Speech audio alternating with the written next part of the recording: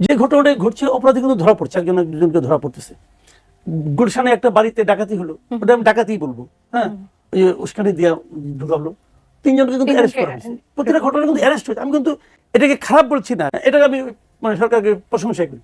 সমস্যাটা কোথায় আমি বলি, সমস্যাটা হলো সরকার তাৎক্ষণিকভাবে অ্যাকশনটা নিতে পারছে না। আচ্ছা, সরকারের আচরণের মধ্যে এমন কিছু আছে যেটা দেখে অপরাধীরা মনে করছে যে এটা করা যায়, পার পেয়ে যাবে, এটা করা যায়, 2-1 ধরা পড়বে। কিন্তু আমি এক্সাম্পল দিয়ে বলি আপনাকে, শাহবাগের যে ঘটনাটা ঘটলো, ভার্সিটির একটা স্টুডেন্টের সঙ্গে যে ঘটনাটা ঘটলো, ওড়না পরাকে কেন্দ্র করে, তো এখন এই ঘটনা ঘটার পর সেই ছেলেটাকে গ্রেপ্তার করা হলো, পুলিশ নিয়ে আসলো।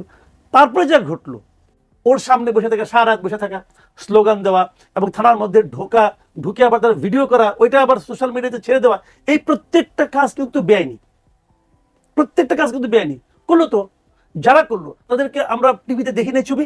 আচ্ছা, এখানে আরেকটু বলি, সেটা হচ্ছে যে মেয়েটির একেবারে ব্যক্তিগত যে ইনফরমেশন গুলো সেগুলো দিয়ে দেওয়া হয়েছে। হ্যাঁ, থানা তার ব্যাপারে দিল কি দিল না, নিরাপত্তাহীনতা দেখতে হবে। এই ঘটনা, প্রত্যেকটা ঘটনা কিন্তু বেআইনি হলো।